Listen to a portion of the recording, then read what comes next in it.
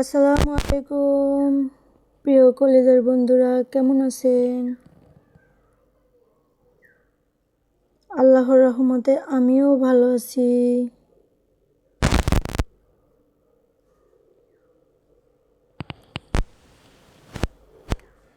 আপনারা কেমন আছেন?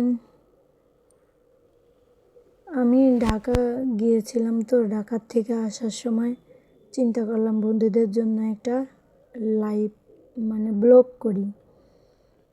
তারপরে এটা কোথায় ঠিক আমি চিনি না, আমি এত জায়গা কোথাও চিনি না, আমি একাও যাই না। তো হয়তো এলিফ্যান্ট রোড হতেও পারে। আবার বন্ধুরা কোথায় জানাবেন কমেন্টের মাধ্যমে। আমি আপনাদেরকে যেটা জানানোর জন্য ব্লগটা করেছি সেটা আমার জীবনী ইতিহাস, সুখ দুঃখ ব্যথা বেদনা। হয়তো আমার অনেক বন্ধুরাই জানে আমার বাবা মা নেই, কিন্তু বাবা মা কোথায় কি হয়েছে বা কিভাবে মারা গেছে এত কিছু জানে না। আমি অনেক দুঃখের মানুষ, দুঃখবতী।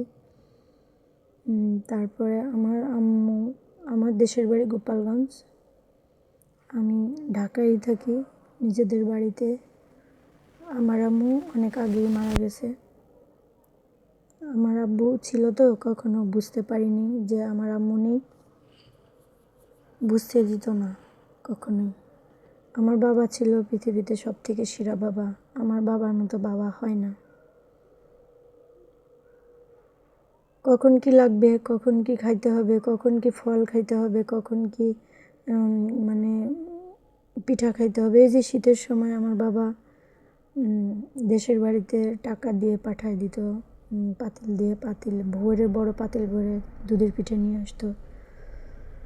বাবাকে হারিয়ে বাবার এই যে কেয়ারিং, এই যে কাজগুলো, এগুলো খুব মিস করি। তো শীত যাবে, গ্রীষ্ম যাবে, সব চলে যাবে, বসন্ত যাবে, কিন্তু যা হারিয়েছি তা কখনো ফিরে পাবো না। কারণ বাবা আমার মায়ের মতো ছিল। আমার বাবা আমার মন বুঝতো। বাবা থাকতে অনেক বায়না করতাম, অনেক জিদ করতাম, বাবার কাছে অনেক কিছু চাইতাম। বাবা টাকা দাও, বাবা এটা খাবো, বাবা ওটা খাবো, এটা দাও ওটা দাও। বাবা যখন চলে গেল পৃথিবী ছেড়ে, তখন বুঝলাম আমি আর কার কাছে বায়না করব। তাই বায়না করা ছেড়ে দিলাম। সেই থেকে আমি আর কারোর কাছে বায়না করি না বা চাই না। বাবা ছাড়া তো আমার আর আপন কেউ নেই যে মুখ দেখে দুঃখ বুঝবে, যে বলবে যে ভাত খেয়েছিস, কই তোকে তো খাওয়ার মতো লাগছে না। এই কথা বলার মতো আর কে আছে? আর দরদি আমার দুঃখ সুখের কথা বলা? তো বাবা আমার এত কেয়ার করতো যে কখনো আমি বড় মানুষ, আমাকে ছাদে উঠতে দিত না। এই যে রোড, কোথাও গেলে বাবাকে খুব মিস করি। কেন এই যে হাইওয়ে মেন ঢাকার ভিতরে, হয়তো এলিফ্যান্ট রোড হতে পারে বা অন্য কোথাও হতে পারে। তো এই মেন রোড, এখানে বড় বড় গাড়ি যায়, ডিস্ট্রিক্টের বাসগুলো যায়। তো আমি এখান দিয়েও যাওয়া আসা করি, বা এক বাসের থেকে আরেক বাসে উঠতে গেলে রোড ক্রস করা লাগে। ওভারব্রিজ দিয়েও করি, অনেক সময় পায়ে হেঁটেও করি। তো বাবা থাকতে একদিন বাবার অফিসে গিয়েছিলাম। তো বাবা সিকিউরিটি গার্ডকে ডেকে বলছে, এই আমার মেয়েকে রোড পার করে ওপারে নিয়ে দিয়ে আসো, ও রোড পার হতে পারবে না। তো আমি আব্বুর কাছে মনে হচ্ছিল যে আমি ছোট, আমি মনে হয় রোড পার হতে পারবো না। কিন্তু এখন তো আমি কত রোড পার হই, কিন্তু বাবা তো আর দেখে না। তখন বাবা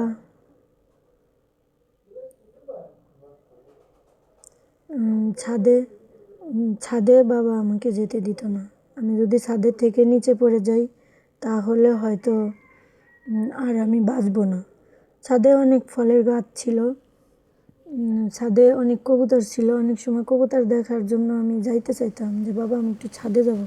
তো বাবা বলতো, না তোমাকে ছাদে যাইতে হবে না, তুমি ছাদে থেকে পড়ে যাবে, ছাদে রেলিং নাই তো। তো বাবা মনে করতো, বাবা মায়ের কাছে সব বাচ্চারাই ছোট থাকে। এখন আমি ছাদে যাই, ছাদে গিয়ে ভিডিও বানাই বা পাশ দিয়ে হাঁটি, কিন্তু বাবা তো আর দেখে না, নিষেধ তো আর কেউ করে না। সেই ছাদে গিয়ে আমি কান্না করি, মন খারাপ করি, বাবাকে মিস করি। বাবা এখানে চেয়ার পেতে বসে থাকতো, বাবা এখানে গাছ লাগাইছিল, বাবার এখানে কবুতর ছিল। তো বাবাকে অনেক মিস করি। বাবা আমার এমনই আপনজন। বাবা, তুমি তো জানো না, আমি 5 ওয়াক্ত নামাজ পড়ে বাবার জন্যই হাত উঠাই কান্না করি, বাবা মায়ের জন্য, মানে সবার জন্য, যাতে সবাই জান্নাতবাসী হয়, সেই সাথে আমার বাবা মাও যেন জান্নাতবাসী হয়। বাবার কথা যখন মনে পড়ে তখনই আমার চোখ দিয়ে এমনি থেকে পানি চলে আসে। কিন্তু বাবা একদিন আমাকে বলেছিল, আম্মু, আমি যদি মারা যাই তুমি কান্না করবা না, তুমি আমার জন্য নামাজ পড়বা, কোরআন শরীফ পড়বা, কান্না করলে কোনো লাভ নেই, তুমি যদি কোরআন পড়ে বকশে দাও তাহলে আমি কবরে থেকেও পাবো। আমি জানি তুমি আমার জন্য দোয়া করবা। তা আমি বলছিলাম, বাবা, আমি তোমার কাছে কত বায়না করি, মায়ের কাছে তো ক্ষমা চাইতে পারিনি, টাইম পাইনি বা সময়টাও হয়নি, তুমি আমাকে ক্ষমা করে দিও, আমার জন্য তুমি অনেক কষ্ট করেছো, তুমি আমাকে ক্ষমা করে দিও। বাবা বলতো, আরে পাগলি মেয়ে, আমি তো সব সময় তোকে ক্ষমা করে দিই, তুই আর কি কষ্ট দিছিস আমারে, তুই যে আমাকে বাবা বলে ডাকিস এটাই তো অনেক কিছু, তুই বেঁচে আছিস, ভালো আছিস, সুস্থ আছিস। বাবারা হয়তো এমনটাই হয়।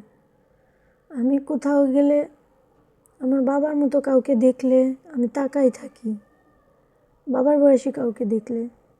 বাবা যখন মারা যায় সবাই বলছিল, তোমার কাকা আছে, কাকাকে বাবা বলে ডাইকো।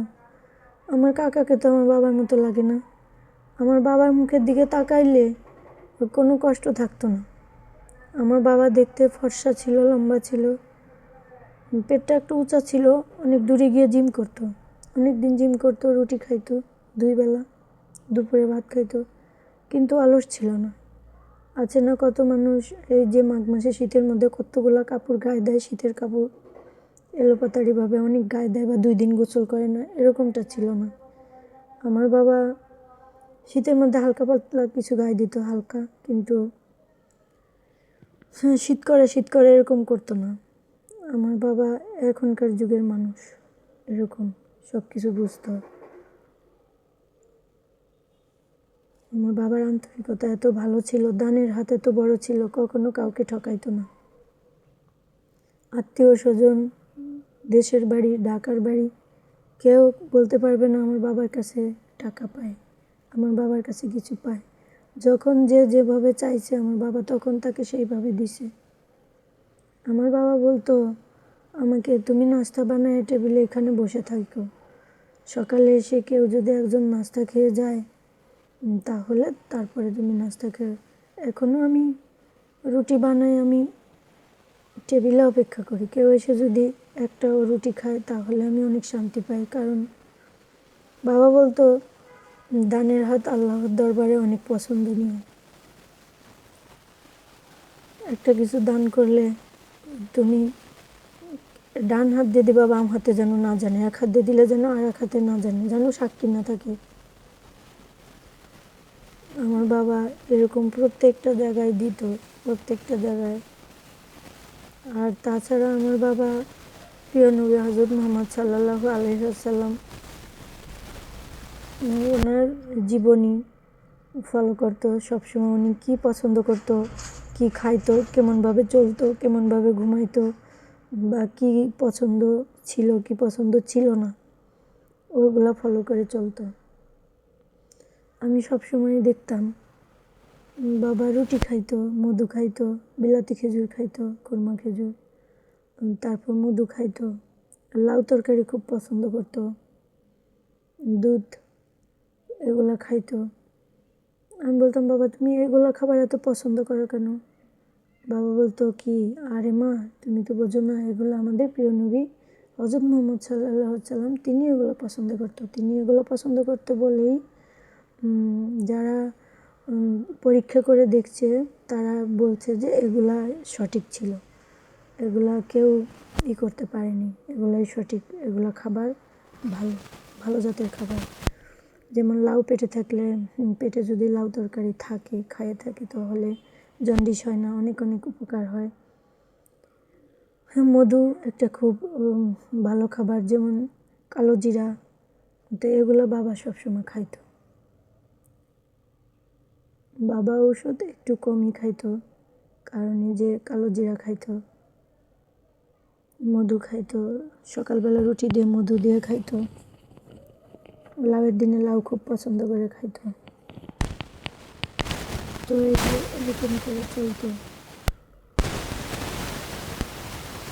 আমার বাবাকে এলাকায় কেউ খারাপ বলতে পারবে না, বলেনি। দেশের বাড়িতেও আমার আব্বাকে কেউ খারাপ বলতে পারেনি। তো বাবা যেদিন মারা যাবে তার আগের দিন আমি একবার ছাদে গিয়েছিলাম। বাবাকে একজনকে দিয়ে বলেছিল যে তুমি ছাদে গেছিলো, দেখে নিয়ে আসো, আমার কাছে আসো। তো আমি ছাদের থেকে নেমে চলে আসলাম। ছাদে অনেক ফলের গাছ আছে, মালটা গাছ ছিল, তারপরে আমের গাছ ছিল, ছোটো ছোটো গাছ, আম ধরতে বড় বড় আম ছিল। মনে করলাম বাবা একটু অসুস্থ, বাবাকে দেখে কিছু ফল নিয়ে এসে বাবাকে খেতে দিই। তারপরে আমি বাবাকে একটা বড় ভাত খাইয়ে দিলাম, আবার বলছে তুমি সময় বাবা পাবে না। বাবা সকালে করলা ভাজি করছিল আন্টি, করলা ভাজি দিয়ে ভাত খাইছে, অর্ধেকটা খাইলো চামচ দিয়ে, আর বাকিটা আমি খেয়ে নিলাম। এটাই বাবার হাতে আমার লাস্ট খাবার ছিল। বাবা অর্ধেকটা খেয়ে নিল, আর বাকিটা আমি খেয়ে নিলাম। বাবা সবসময় খাবার খাইতো, অর্ধেকটা রেখে দিত, বাকিটা আমি খেয়ে নিতাম। বাবা বলতো এত খাবার কেন দিয়েছো, আমি কি এতগুলো খাই? আমি বলতাম বাবা তুমি না খেলে আমি আছি না, তুমি যতটা পারো খাও, বাকিগুলো তো আমি খেয়ে নিব। আমি বাবা অফিস থেকে আসার জন্য অপেক্ষা করতাম। বাবা অফিস থেকে আসতো, তারপরে আমি খাবার খাইতাম। আমি যদি জোহরের নামাজ পড়তাম, বাবা যদি ডাক দিত লাইজু, আমার লাইজু কই, আমি নামাজ ছেড়ে দিয়ে বাবার ডাকে সাড়া দিতাম, বাবা এই তো আমি নামাজ পড়ি। ঠিক আছে নামাজ পড়ো। লাইজু লাইজু দুইটা ডাক দিত। বাবার যদি একদিন একটু অফিস থেকে আসতে দেরি হইতো, আমি বলতাম বাবা তুমি দেরি করলে কেন, আমার যে ক্ষুধা লেগেছে তুমি কি জানো না? বাবা বলতো কি আম্মু আজকে তো অফিসে অডিট চলছিল, তাই একটু দেরি হয়ে গেছে। তো আমি একসাথে বাবার সাথে ভাত খাইতাম। বাবার সাথে ভাত না খাইলে আমার পেট ভরতো না।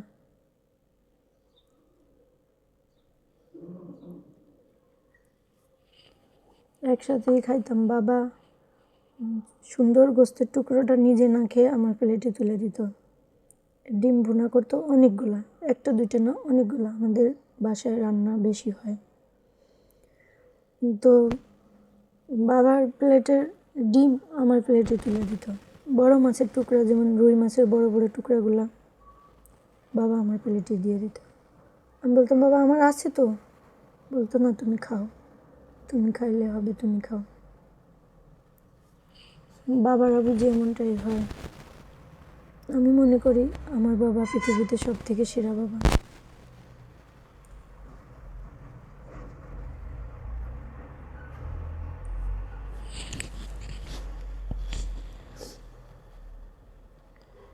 এই যে আমি এখন কত রোডের এপার থেকে ওপার, এক বাস থেকে আর এক বাস ধরতে গেলে ক্রস করতে হয় এপার থেকে ওপারে গিয়ে। তো সবসময় তো আর ওভারব্রিজ দিয়ে পার হই না, অনেক সময় পায়ে হেঁটেও পার হই। আর বাবার কথা চিন্তা করি খুব কান্না পায়। বাবার অফিসে গিয়েছিলাম, বাবা সিকিউরিটি গার্ডকে ডাইকে বলে আমার মেয়েকে রোড পার করে গাড়িতে তুলে দিয়ে এসো।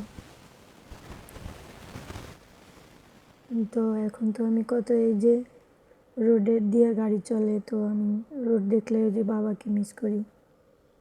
একবার বাবার অফিসে আমি গিয়েছিলাম, শুক্রবার ছিল দিনটা। তো অফিসে যাওয়ার পরে বাবা আগে থেকেই বলছিল তুমি আমার অফিসে যাও, তোমার জন্য একটা ফোন কিনবো, তোমাকে নিয়ে মার্কেটে যাব। তা আমি বলছি ঠিক আছে বাবা, মার্কেটে যাবো, হই ডিঙ্কু চিকা। আমি বাবার সাথে মার্কেটে যাব ফোন কিনতে। বাবা আমাকে মার্কেটে নিয়ে যাইতো, স্বর্ণ কিনতে গেলে, স্বর্ণ গহনা কিনতে গেলে বাবার সাথে যাইতো। তো মার্কেটে যাবো, অনেক খুশি। আমি বাবার অফিসে গেলাম শুক্রবার, হয়তো 10টা-11টার বাকি হয়তো এই সময়। 12টার দিকে তো সবাই নামাজে যাবে, নামাজের আগে তো গেছি। যাওয়ার পরে বাবা একটা সিকিউরিটি গার্ডকে বলছে যে যাও কিছু খাবার নিয়ে আসো। আমার নিয়ে আসছে খাবার, একটু জানি খাবার, বিস্কুট নিয়ে আসছে, চা নিয়ে আসছে। আর কিছু একটা মিলাদ মাহফিলের আয়োজন ছিল, যার জন্য অনেকগুলো জিলাপি নিয়ে আসছে। তো ওইখান থেকে আমাকে কতগুলো জিলাপি, অন্য সিকিউরিটি গার্ড আমাকে কতগুলো জিলাপি দিছে, বলছে আপু এগুলো খান। আমি বলছি না আমি এখানে খাবো না, সবাই আছে। আব্বুর রুমটা আলাদা ছিল, আব্বুর অফিস রুমটা, আব্বু বড় চেয়ারে বসতো। তো আমি বলছি না আমি এখানে খাবো না, সিসি ক্যামেরা আছে, আমি খাচ্ছি দেখে ফেলবে সবাই। তো বলছি কি যে না সমস্যা নেই, তুমি খাও, তুমি আমার মেয়ে, সবাই জানে, যারা দেখবে তারা জানে তুমি খাও। আমি চা আর বিস্কুট খাইলাম। পরে আমি ভাবতেছি আব্বুকে কি বলবো, আব্বু মোবাইল কিনতে কখন যাবা। তা আমি বলতেছি না। তো অনেক সময় বসে আছি, খাওয়াও শেষ, কিন্তু আব্বুর দিকে তাকাচ্ছি, আব্বু দেখছি লেখালেখি করছে খাতায়। তো এক সময় বলেই ফেললাম আব্বু তুমি কি মার্কেটে যাইবা না আমার জন্য ফোন কিনতে, তুমি তো কিছু বলছো না। তো বলছে হ্যাঁ যাবো তো, অবশ্যই যাবো। কখন যাবা, চলো এখন যাই। যা আচ্ছা ঠিক আছে। তো বাবা উঠলো, উঠে একটা লকার ছিল, স্টিলের লকার, 4টা কলা আব্বুর অফিসে। ওইখানে আব্বু সব নিজের পার্সোনাল জিনিসগুলো রাখতো। কাপ পিরিচ ছিল, নিজের পোশাক আশাক কিছুটা রাখতো, চা বানাইতো, ইডলি ছিল, এই ছিল আর কি, ওখানে রাখতো। যখন খুললো তখন দেখলাম আর কি। তো বাবা দেখে ওইখান থেকে একটা ফোনের বক্স নিয়ে আসছে, এটা শপিং ব্যাগের ভিতরে একটা বক্স তো নিয়ে আসছে। বলছে তুমি চোখ বন্ধ করো, একটা তোমার গিফট আছে। তো আমি বলছি কখন মার্কেটে যাবে, এখন তুমি কি গিফট দেখি। তো তো চোখ খুললো আর দেখলাম আব্বু একটা আইটেল ফোন আমাকে কিনে দিছে। ফোনটা বড় স্ক্রিন ছিল, ভালো ব্র্যান্ডের ফোন আইটেল। তো ফোনটা দেখে আমি অনেক খুশি হয়ে গেলাম, স্ক্রিন বড়, গেম খেলতে ভালো লাগে। তখন তো গেম খেলতাম, বাটন ফোনে গেম খেলতাম। দেখে বললাম ও আব্বু মাশাআল্লাহ ফোনটা খুব সুন্দর। তো বলছে তোমার পছন্দ হয়েছে, আমি বলছি হ্যাঁ বাবা আমার খুব পছন্দ। তো ফোন আমি পেয়ে গেছি, মার্কেটে আর যাওয়ার প্রয়োজন নেই। তুমি খুশি হয়েছে, হ্যাঁ বাবা আমি খুশি হয়েছি, ফোনটা স্ক্রিন বড় আছে, আমি গেম খেলতে পারবো। তো ফোনটা নিয়ে তখন আমি খুশি হয়ে বললাম জিলাপি আমি খাবো না, বাসায় গিয়ে খাবো, ওগুলো আমাকে একটা বক্সে করে দিয়ে দাও। তারপরে অন টাইমের বক্সে করে আমার সুন্দর করে শপিং ব্যাগে করে দিয়ে দিচ্ছে ওগুলো জিলাপি। অনেকগুলো নিয়ে আসছি, নিয়ে আসার পর বাসায় এসে ফোনটা আমি সুন্দর করে চালাইতেছি, গেম অপশন চালু করতেছি। তারপরে হচ্ছে বাবা অফিস থেকে আসছে একসাথে, বাবা নামাজে গেল। তো আন্টি গরু গোস্ত রান্না করছিল আর পোলাও।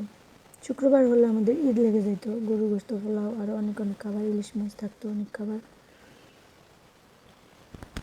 তো আমি বলতেছি কি রান্না হয়েছে গো, আমাকে একটু ক্ষুধা লেগে গেছে, তো আমাকে একটু খাবার দাও।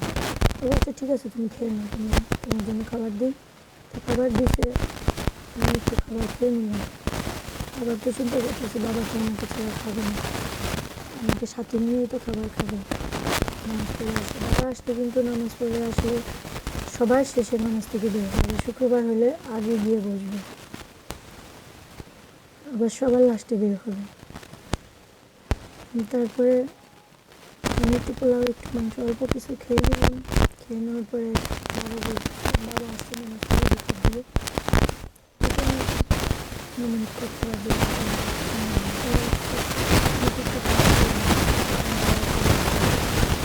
খেতে বসছে, তাই জন্য তুমি খাও, খেতে বসো। বলছে বাবা আমি তো তোমার আগে কিছু খেয়ে নিচ্ছি।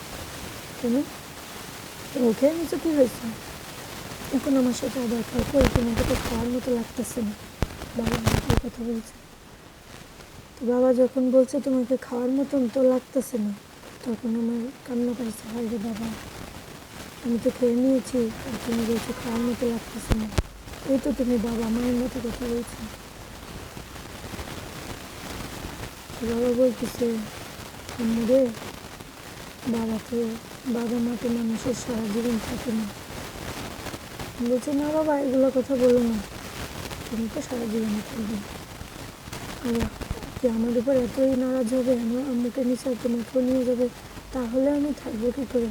তোমাকে ছাড়া কি আমি বাঁচতে পারবো? এই যে তুমি আমার কত খেয়াল রাখো, আমিও তো তোমার প্রতি কত খেয়াল রাখি। বাবা বলতেছে এই কথা বলো না যে তোমাকে ছাড়া বাঁচবো না, তুমি যাকে ছাড়া বাঁচবো না বলবা আল্লাহ তাকে ছাড়াই তোমাকে বাঁচাবে। আমি কান্না করে দিই, সব দিয়ে পানি বেরোচ্ছে। না বাবা, তুমি কেন মরে যাবা, তোমার শরীরটা একদম ঠিক আছে। বলছে আরে বুকে মরণের ডাক আসলে শরীর ঠিক থাকলেও আল্লাহ নিয়েই যাবে। তারপরের দিন আর কি বাবা আসছিল, তো বাবা বলতেছে যে তুমি আজকে আমার পাশেই বসে থাকো, যাই না কোথায়। কেন বাবা, তোমার কি খারাপ লাগছে? না, আমি সুস্থ আছি। তো আমি বাবার হাতটা ধরে বাবার মাথার কাছে আমি একটা চেয়ার নিয়ে বসে বাবা শুয়ে আছে, বাবার হাতটা ধরে বলতেছি এটা আমার বাবার হাত, আমার কলেজের বাবা। হাতটা ধরে দেখতেছি আমার বাবার হাতগুলো কত সুন্দর। বাবা ভাত খাওয়ার পরে অনেক সময় হ্যান্ড ওয়াশ দিয়ে হাত পরিষ্কার করে, ওয়াশরুম থেকে এসে আবার হ্যান্ড ওয়াশ দিয়ে আবার হাত পরিষ্কার করে, ঘুমানোর সময় একবার ব্রাশ করে, আবার সকালে ব্রাশ করে, মানে সব কিছু নিজের প্রতি নিজের খেয়াল, নিজেকে সবসময় নিজে পরিষ্কার করে, নিজের প্রতি নিজের নিয়ন্ত্রণ। আমি ধুতে গেলে আমি ধুতে গেলে আমি ধুতে পারি।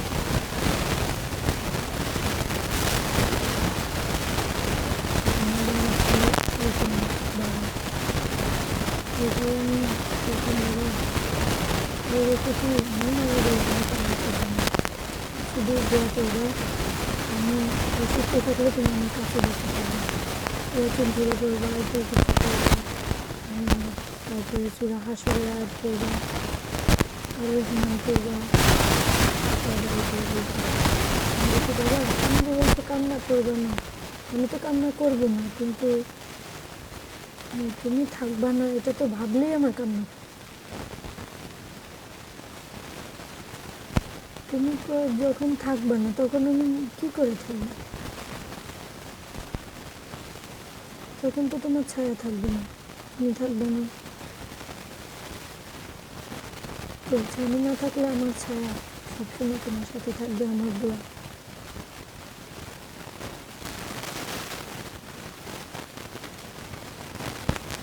বাবাকে হারিয়ে আমি অনেক একা হয়েছিল, আমি সারাদিন শুধু কান্না করতাম, কান্না করতে করতে সবাই বলছিল যে এভাবে যদি কান্না করতে থাকে মানসিক ভারসাম্য হারিয়ে ফেলবে।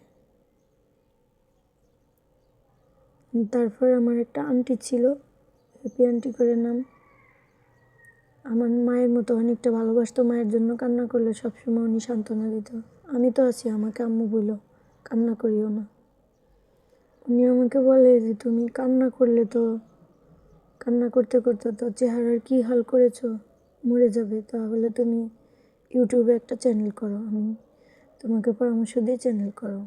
তারপরে ইউটিউবে আমি একটা রান্নার চ্যানেল করি,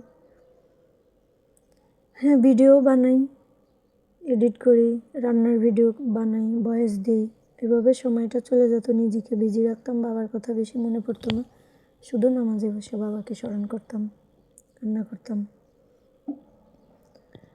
তারপরে একটা ভুলের কারণে আমার ওই চ্যানেলটা চলে যায়, 2400 সাবস্ক্রাইব ছিল, ওয়াচ টাইমও অনেকটা পূরণ হয়েছিল, ব্লগ ছাড়তাম, ব্লগ ভিডিও 2 ঘন্টা 3 ঘন্টার ভিডিও ছাড়তাম, তখন ওটা চলে যায় ইউটিউব থেকে রিমুভ করে দেয়, কারণ ওটা ভুল ছিল তার জন্য। তারপরে আবার একা হয়ে পড়ি, কান্না করি, সময় কাটে না। তারপরে একদিন চিন্তা করলাম যে আমার একটা সাপোর্ট আইডি আছে, দেখি ওখানে গিয়ে তারপরে এই সাপোর্ট আইডিতে লাইভ অপশন চালু করি, লাইভ করি। তো বন্ধুরা পাশে থেকে আমাকে সবাই এত এত ভালোবাসা দেয়, আমি লাইভ চালু করি, সবাই আমাকে বন্ধু করে নেয়। তো আজ 1 মাসে আমার 1K হয়ে গেছে, ওয়াচ টাইম অনেকটা হয়ে গেছে 700। তো বন্ধুরা পাশে থাকলে আমিও পাশে থাকবো। বাবার কথা খুব মিস করি, তাই তো আমি লাইভ করি। টাকা পয়সা বড় কথা না, টাকা পয়সার জন্য এগুলো করি না, টাইমটা চলে যায়। তো লাইভ করি, লাইভে আসি, অন্যের দুঃখ শুনলে নিজের দুঃখটাকে ছোট মনে হয়। ছাব্বির করে একটা বন্ধু আছে, ছাব্বির আহমেদ, ওই বন্ধুটা বললো যে ওনারও 6 বছর বয়সে আম্মুকে হারিয়েছে, বাবাকেও হারিয়েছে। উনি হয়তো মাদ্রাসায় পড়াশোনা করে, ইসলামিক ভিডিও ছাড়ে, ওনার ভিডিওগুলো খুব ভালো হয়। উনি ফেস দেখায় ভিডিও ছাড়লেও ছেলে মানুষেরও পর্দা থাকে, পর্দা করে ভিডিও ছাড়ে।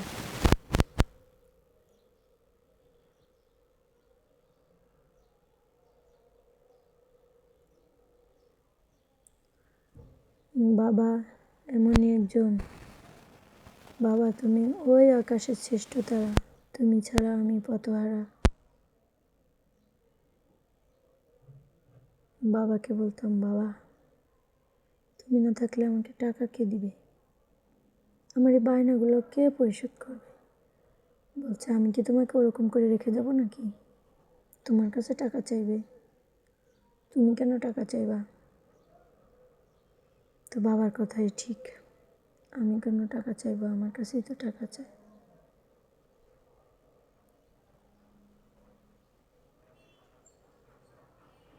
বাবা থাকতে বুঝি নাই, যখন বাবাকে হারিয়েছি তখন বুঝেছি।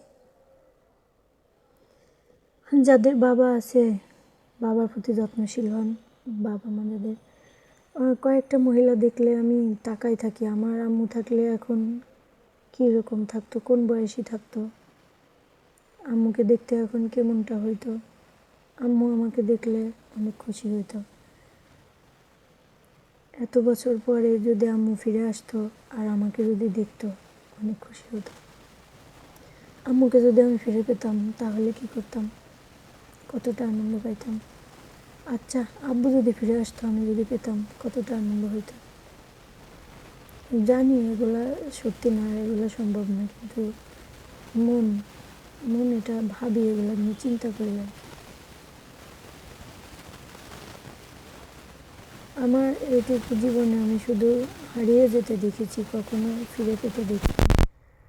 দাদু মানে আমার বাবার মা, আমার দাদু আমাকে অনেক ভালোবাসতো।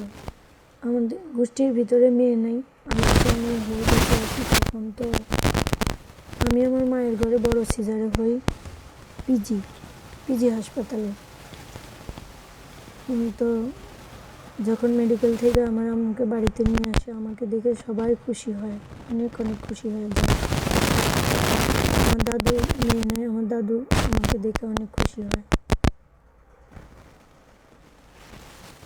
আমার চাচার মেয়ে নেয়, উনিও আমাকে দেখে খুশি হয়ে যায়। না, আমাদের এলাকার ভিতরে কোনো মেয়ে ছিল না, সবই ছেলে ছিল। আমাকে দেখে সবাই খুশি, আমার আম্মু যে এত খুশি হয়েছে, আমার সব আনন্দের ক্ষণস্থায়ী, দীর্ঘস্থায়ী হয় না। টাকা পয়সা মানুষের জীবনে সব কিছু না। টাকা পয়সা গাড়ি বাড়ি না থেকে যাদের বাবা মা বেঁচে আছে তারাই সুখী। বাবা মায়ের আদর স্নেহ ভালোবাসা সবার ভাগ্যে জোটে না, আর আল্লাহ যাকে পছন্দ করেন তাকেই ওনার কাছে নিয়ে যায়। আমার বাবা মাকে হয়তো পছন্দ করতো, তাই নিয়ে গিয়েছে। আল্লাহর প্রতি বিশ্বাস আমার সবসময় আছে, থাকবে।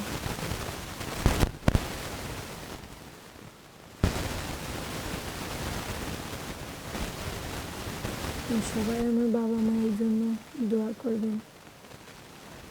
যাদের বাবা মা বেঁচে আছে আলহামদুলিল্লাহ দীর্ঘায়ু কামনা করছি।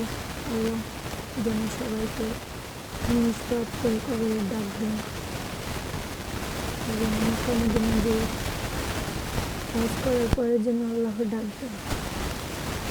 আল্লাহ যেন সবাইকে হজ করার তৌফিক দেন।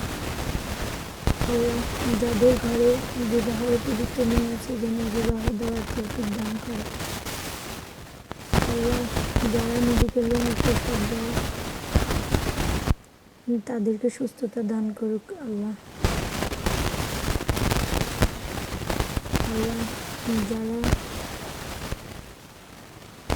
একটু ভাত খেতে পারে না আল্লাহ তাদেরকে একটু খাবারের ব্যবস্থা করে দিক আল্লাহ। সুস্থতা যে আল্লাহ কত বড় নিয়ামত, এটা আমরা সুস্থ না হলে কেউ বুঝতেই পারবে না। যখন সুস্থ হয়ে পড়ি তখন বুঝতে পারি যে সুস্থতা আল্লাহর কত বড় নিয়ামত।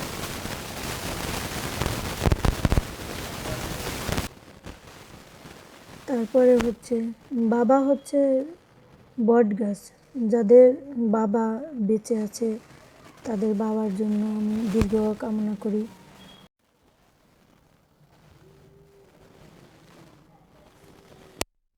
দিতে গিয়ে কত রকমের দেখতো এখন কতটুকু সাউন্ড দিছি, সাউন্ড অফ করে রাখছিলাম, এখন আবার দিই সাউন্ড আবার গেছে গা। দেখতো বাবা আবার দেখতো সাউন্ড যে আমি 1 ঘন্টা ধরে দিলাম সব চলে গেছে।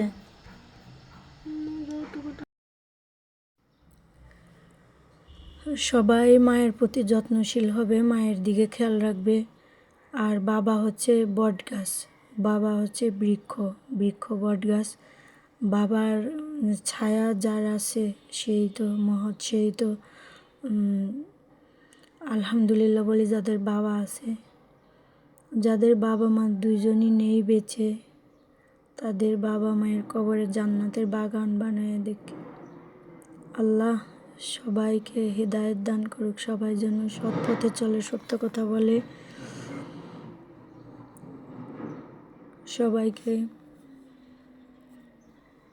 সবার বাবা মায়ের জন্য দীর্ঘায়ু কামনা করি, বেঁচে থাকুক।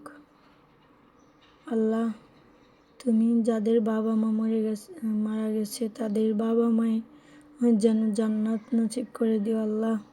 সেই সাথে আমার বাবা মাকেও জান্নাত দান করো আল্লাহ। বাবা মা হারানোর যে কত যন্ত্রণা, যার হারিয়েছে সেই বুঝে বাবা মা হারানোর যন্ত্রণা কত কঠিন। আল্লাহ আমার বাবা মা আমাদেরকে যেরকম যত্ন করে রেখেছে তুমিও আমার বাবা মাকে এরকম যত্ন করে রেখে দিও আল্লাহ। আমার আব্বু গরমে থাকতেই পারতো না, কারেন্ট চলে গেলে জেনারেটর চালু হয়ে যেত। একটু যদি ওয়াশরুমে যাইতো তাহলে গুড নাইট নিয়ে যেত, কারণ ওয়াশরুমে অনেক সময় থাকতো, গুড নাইট নিয়ে ফ্ল্যাকে লাগাই দিত। আব্বুর অফিসে পায়ের কাছে একটা জনি ফ্যান চালাইতো, গরম একদমই সহ্য করতে পারতো না। আর কতগুলা যে স্ট্যান্ড ফ্যান ছিল, গরম সহ্য করতে পারতো না, এতটাই শৌখিন ছিল।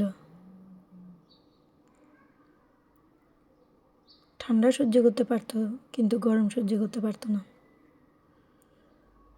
বলতাম বাবা এত স্ট্যান্ড ফ্যান কেন কিনেছ? বলে কি স্ট্যান্ড ফ্যানে তো সব ফ্যানে তো চার্জ থাকে না, এটা আছে চার্জ থাকে না, ওটা আছে ব্যাটারি লো, এইগুলো আর কি। তো স্ট্যান্ড ফ্যান অনেকগুলাই ছিল, কারেন্ট চলে গেলে তো জেনারেটর ছিলই, তাছাড়া স্ট্যান্ড ফ্যানও ছিল। আমার বাবা এত শৌখিন ছিল, এত বিলাসিতা, যে শখ ছিল, মানে যেটাই শখ থাকতো এটাই কিনতো, যেটাই ভাল লাগতো এটাই কিনতো। নিজে টাকা রোজগার করতো আর কিনতো। আমি অবশ্য বলতাম এত কিছু কেনার কী দরকার ছিল বাবা, এত কেন কিনো?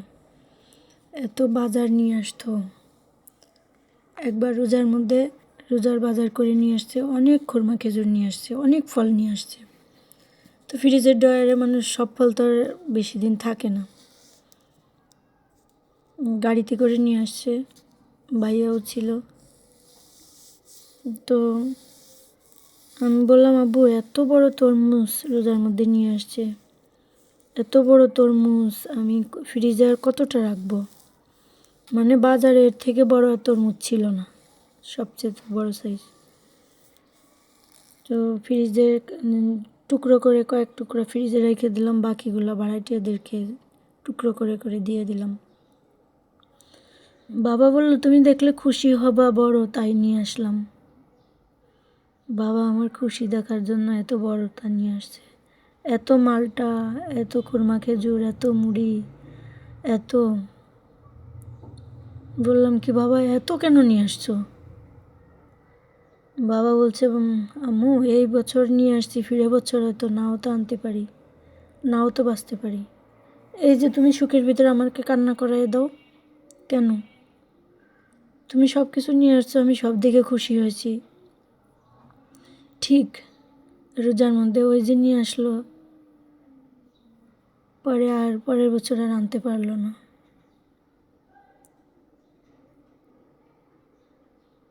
কিন্তু এই কথাটা বলেই ছিল, মা রে আমি এই রোজাতে নিয়ে আসছি, আগামী রোজাতে আনবো, আমি বেঁচে নাও তো থাকতে পারি। ওই কথাটা মনে পড়ে, আব্বু কী করে কীভাবে কথাটা বলছিল।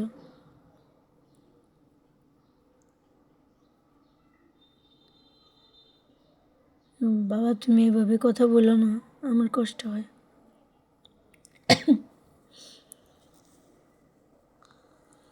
হায় খুদা, আমার বাবাকে তুমি জান্নাত নসিব করে দিও আল্লাহ। রাব্বিল হামহুমা কামা রাব্বায়ানি সাগীরা। বাবা জানতো বাবা মারা গেলে আমিই শুধু আল্লাহর কাছে হাত উঠে কান্না করব, আর কেউ কান্না করবে না।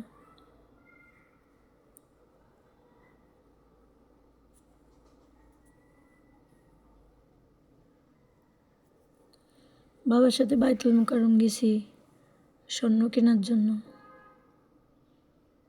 বাবা আমাকে আইসক্রিম কিনে দিছে, রেস্টুরেন্টে বিরিয়ানি খাইছি। এই তো কয়েকদিন আগে ভাইয়ার সাথে গেলাম, কই ভাইয়া তো আমাকে এত কিছু কিনে দিল না।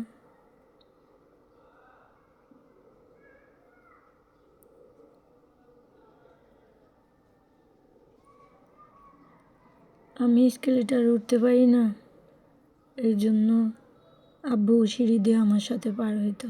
জানতো আমি স্কেলেটার উঠতে গেলে ভয় পাই। ভাইয়ার সাথে মতিঝিল গিয়েছিলাম মেট্রো রেলে। ভাইয়া বলছে, হ্যাঁ এখনকার মানুষ এরকম আছে নাকি স্কেলেটার উঠতে পারে না? এটা ভয়ের কি আছে?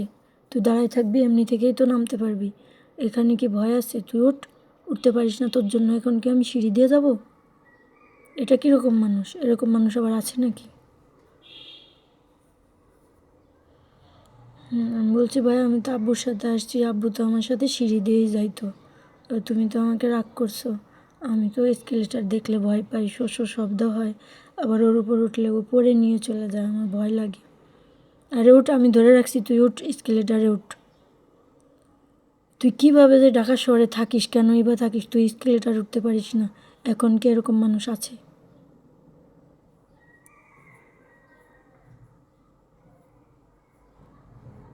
আব্বু কখনো এটা বলতো না। আব্বু বলতো, থাক তুমি ভয় পাওয়া দরকার নেই। আমি আব্বুর সাথে প্রায় প্রায় যাইতাম। আব্বু আমার সাথে সেই 5তলা 6তলা ভবন সিঁড়ি দিয়ে নামতো, কখনো বলতো না যে থাক এসকেলেটারে চলো আমাকে ধরে রাখো। আমি ভয় পাচ্ছি কিন্তু ভাইয়া তাও হাত ধরে বলছে, আমাকে ধরে রাখবি, তুই এসকেলেটার উঠবি, আয় এখন তোকে উঠা শিখাবো। আমি তো আরও ভয় পাচ্ছি, না না আমি উঠতে পারবো না, আমি যাব না, তুমি এসকেলেটারে যাও, আমি সিঁড়ি দিয়ে যাই। পরে আমার সাথে সিঁড়ি দিয়ে গেছে ঠিকই।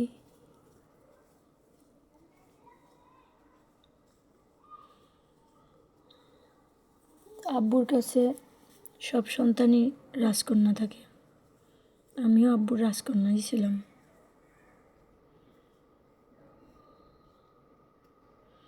আব্বু একবার লটারি ধরেছে অফিসে, ওই আমার কসমেটিক্স পাইছে, আব্বু অফিস থেকে নিয়ে আসছে, তোমার জন্য একটা কিছু নিয়ে আসছি, বলো তো কী নিয়ে আসছি? যে কী আব্বু, খাবার নাকি? না অন্য কিছু। কি আব্বু দেখি, না দেখতে হবে না, আগে বলো কী নিয়ে আসছি। কি আমি তো জানি না, আমি তো বুঝতেছি না কী নিয়ে আসছো বাবা, বলো তো কী নিয়ে আসছো। তো দেখলাম fair in lovely Bibi cream, shampoo, সুগন্ধি তেল, অনেক পর্যাপ্ত, যা এখনও আছে। তো বলছিলাম এগুলো তুমি কোথায় পেলে? বলছে অফিস থেকে আমি লটারি ধরেছিলাম তো তাই পেয়েছি। ও,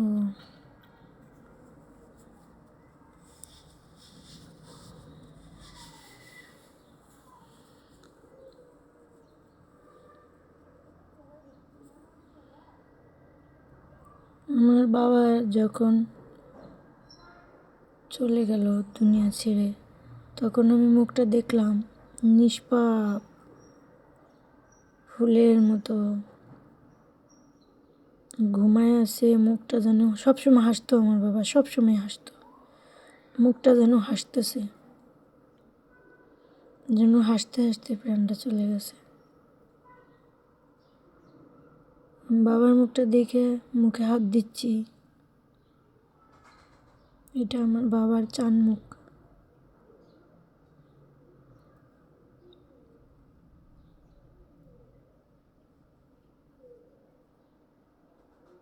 তো সবাই বলছিল কান্না করো না, তোমার বাবার মুখটা বারে বারে দেখো, শেষ দেখাটা দেখো।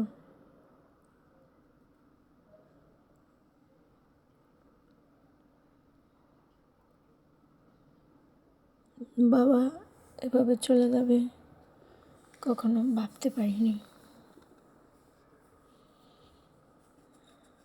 বাবার চলে যায় আমিও অনেকটা ভেঙে পড়েছিলাম।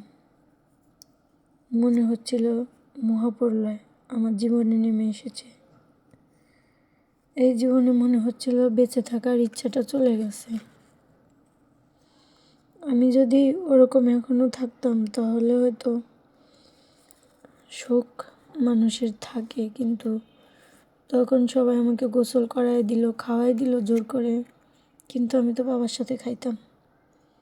খাইতে গেলে বাবার কথা মনে পড়ে। বাবা অফিস থেকে আইতো, পথের ধারে দাঁড়ায় থাকতাম গেটের কাছে, বাবা কখন অফিস থেকে আসবে। একটু দেরি হলে বাবা তুমি দেরি করলে কেন, তুমি জানো না তোমার জন্য আমি অপেক্ষা করে বসে থাকি, তুমি না আসলে আমি ভাত খাই না। বাবা বলতো আম্মু আজকে অফিসে তো অডিট ছিল, এই জন্য আসতে দেরি হয়েছে। আর অফিস থেকে আসার সময় কলা নিয়ে আসতো, না হলে পেয়ারা নিয়ে আসতো, না হলে আম নিয়ে আসতো, যেটা সামনে পাইতো ওটাই নিয়ে আসতো। কখনো খালি হাতে আসতো না।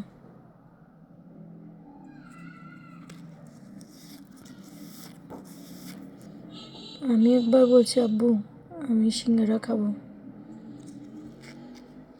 200 টাকা সিঙ্গারা নিয়ে আসছে, মেয়ে খাইতে চাইছে সিঙ্গারা। হায় খোদা, এত সিঙ্গারা কে খাবে।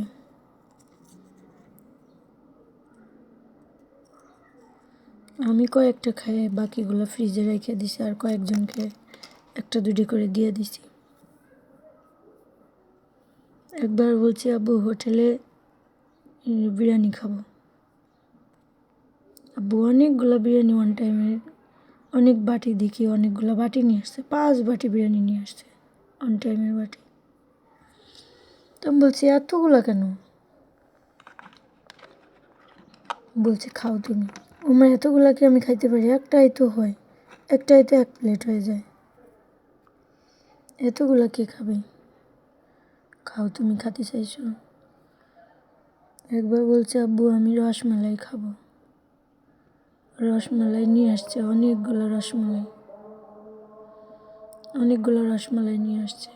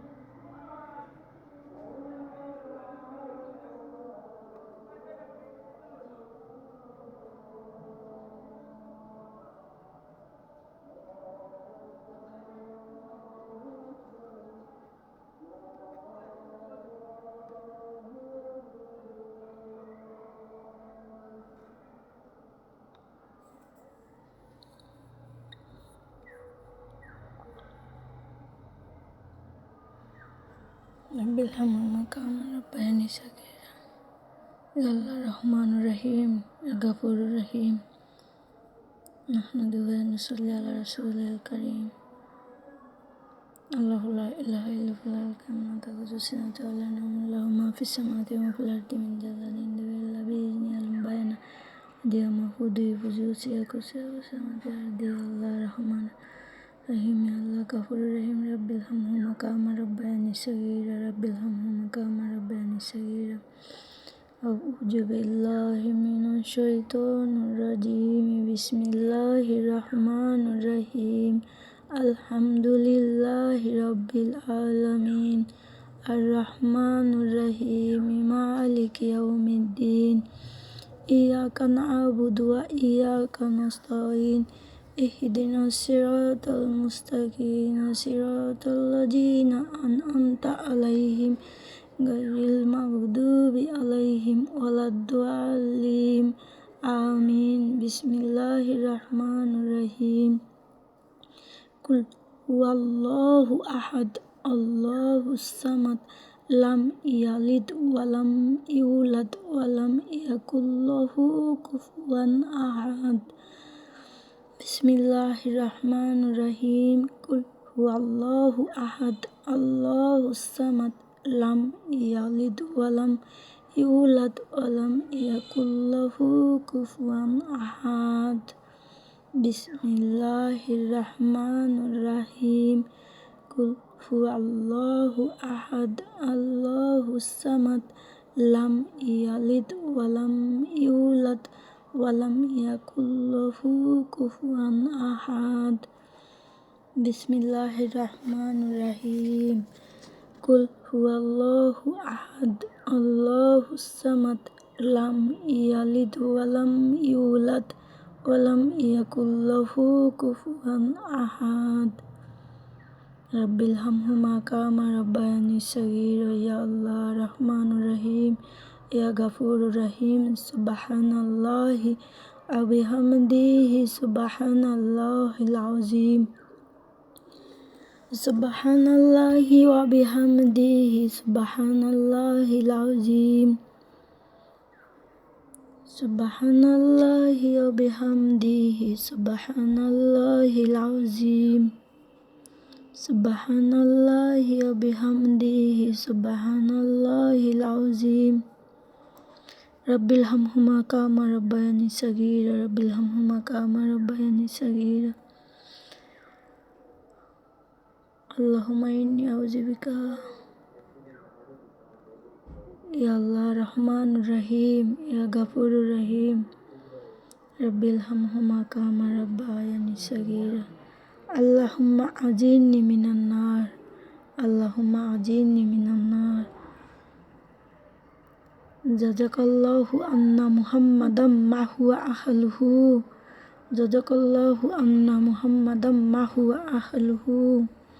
সুবহানাল্লাহি আলহামদুলিল্লাহি ওয়া লা ইলাহা ইল্লাল্লাহু আল্লাহু আকবার।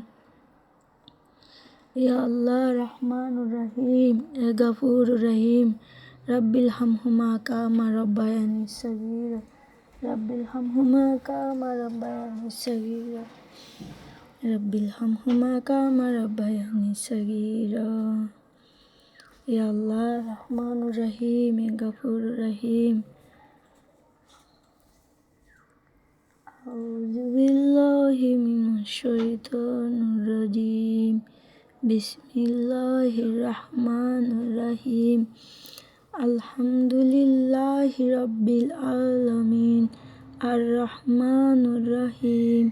মালিকি ইয়াউমিদ্দিন। ইয়াকা না'বুদু ওয়া ইয়াকা নাস্তাঈন। ইহদিনাস সিরাতাল মুস্তাকিম। সিরাতাল লাযীনা আন'আমতা আলাইহিম গায়রিল মাগদুবি আলাইহিম ওয়ালাদ-দাল্লিন। আমিন। বিসমিল্লাহির রহমানির রহিম। কুল হুয়াল্লাহু আহাদ আল্লাহুস সামাদ লাম ইয়ালিদ ওয়ালাম ইউলাদ ওয়ালাম ইয়াকুল লাহু কুফুয়ান আহাদ। বিসমিল্লাহির রহমানির রহিম। কুল হুয়াল্লাহু আহাদ আল্লাহুস সামাদ লাম ইয়ালিদ ওয়ালাম ইউলাদ ওয়ালাম ইয়াকুল লাহু কুফুয়ান আহাদ। বিসমিল্লাহির রহমানির রহিম। কুল হুয়াল্লাহু আহাদ আল্লাহুস সামাদ লাম ইয়ালিদ ওয়ালাম ইউলাদ ওয়ালাম ইয়াকুল লাহু কুফুয়ান আহাদ। সুবহানাল্লাহি আলহামদুলিল্লাহি ওয়ালা ইলাহা ইল্লাল্লাহু আল্লাহু আকবার। সুবহানাল্লাহি আলহামদুলিল্লাহি ওয়ালা ইলাহা ইল্লাল্লাহু আল্লাহু আকবার। জাযাকাল্লাহু আন্না মুহাম্মাদাম মাহুয়া আহলুহু। সুবহানাল্লাহি ওয়া বিহামদিহি সুবহানাল্লাহিল আযীম। সুবহানাল্লাহি ওয়া বিহামদিহি সুবহানাল্লাহিল আযীম। লা ইলাহা ইল্লাল্লাহু মুহাম্মাদুর রাসূলুল্লাহ। লা ইলাহা ইল্লাল্লাহু মুহাম্মাদুর রাসূলুল্লাহ। সুবহানাল্লাহি আলহামদুলিল্লাহি ওয়ালা ইলাহা ইল্লাল্লাহু আল্লাহু আকবার। ইয়া আল্লাহ রহমানুর রহিম গাফুরুর রহিম, তোমার পবিত্র কোরআন থেকে একটু তেলাওয়াত করলাম। আল্লাহ, ইহাতে কোনো প্রকার ভুল হইলে তুমি ক্ষমা করে দিও আল্লাহ। আর ইহার ফজিলতটুকু তুমি মক্কা মদিনা সাহাবা ইকরাম ওলিউল্লাহদের সদকায় জারি করে দিও। ইয়া আল্লাহ রহমানুর রহিম ইয়া গাফুরুর রহিম, এতে কোনো ভুল হইলে আল্লাহ তুমি ক্ষমা করে দিও। ইয়া রহমানুর রহিম ইয়া গাফুরুর রহিম রাব্বিল হামহুমা কামা রাব্বায়ানিস সাগীরা।